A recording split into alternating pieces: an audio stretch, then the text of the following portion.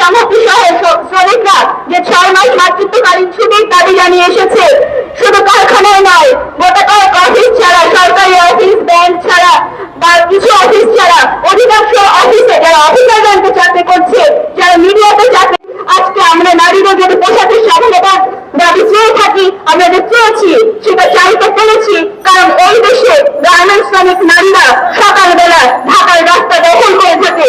এই দেশের গার্মেন্টস শ্রমিক নারীরা যেদিন থেকে রাস্তায় নেমেছে, যেদিন থেকে ঘর থেকে নারীরা বেরিয়েছে, সেদিন থেকে শিক্ষিত মধ্যবিত্ত নারীরা নিরাপদ হয়েছে।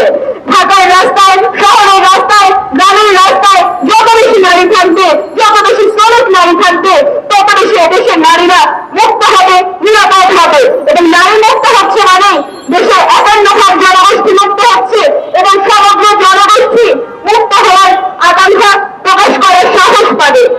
তাই এই প্রত্যয় ব্যক্ত করতে চাই। এখানে অনেক আলোচক আছেন, তারা অনেক কথা বলবেন যে এদেশের নারী আন্দোলনের অনেক কর্মী আছেন, অনেক নেতৃত্ব আছেন। আমরা সংগঠনের জায়গা থেকে বলতে চাই, আজকে যে সকল দাবি আজকের এই লিফলেটে দেখছি, গ্রামের সমিতির 10 দফা দাবি, তার মধ্যে অনেক দাবি আছে যেগুলো নিয়ে আমরা সংগঠনগত ভাবে নারী সমিতি কাজ করেছি। শুধু নারী সমিতি নয়, এদেশে প্রগতিশীল নারী আন্দোলনের সঙ্গে যারা জড়িত তারা সবাই কাজ করেছে। নারী সমিতি বহু বছর ধরে আমরা জানিয়ে এসেছি ডে কেয়ারের দাবি।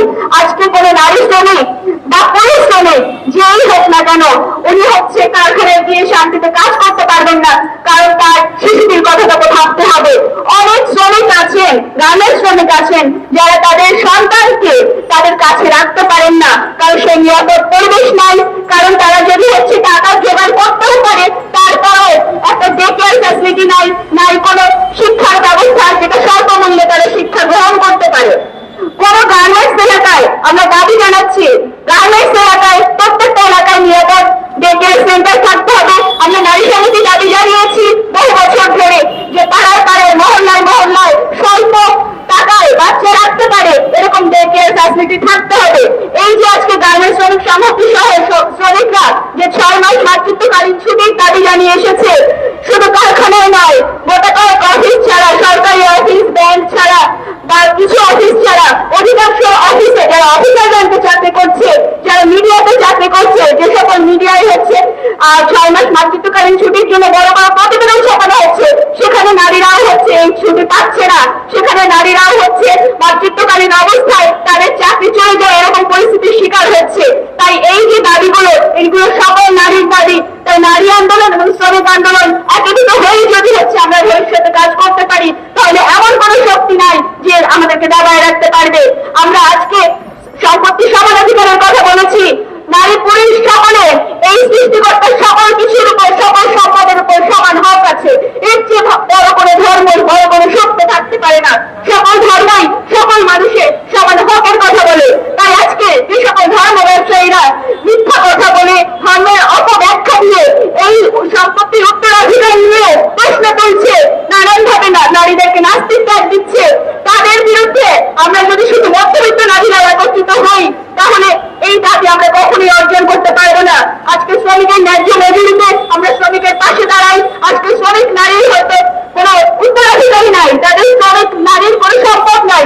আজকে মধ্যবিত্ত নারী আন্দোলন যদি এই শ্রমিক আন্দোলনের সঙ্গে একত্রিত হয়ে যায়, তাহলে একদিন সেই সম্পত্তির দাবিও অর্জিত হবে। কারণ আগে শ্রমিকের বেঁচে থাকার মতো মজুরি লাগবে, তাদেরকে বেঁচে থাকতে হবে।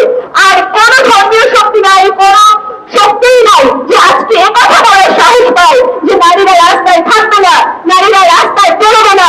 বাংলাদেশের অবস্থায় নাই, কারণ নারীরা রাস্তায় না বেরোলে কলেজ টাকা ঘুরবে না, নারীরা রাস্তায় না বেরোলে আপনার ঘরে টাকা যাবে না। তাই নারীদেরকে ঘরে বসিয়ে রাখবে। ওই সময় বাংলাদেশ অনেক আগে পার করে আসছে। তাই নারী আন্দোলনের একজন কর্মী হিসেবে আমরা অঙ্গীকার করতে চাই, শ্রমিক শ্রেণীর আন্দোলনের সঙ্গে আমরা আছি এবং শ্রমিক শ্রেণীকেও আমরা সবাইকে আহ্বান জানাতে চাই, আপনারাও নারী আন্দোলনকে শক্তিশালী করুন। ধন্যবাদ সবাইকে।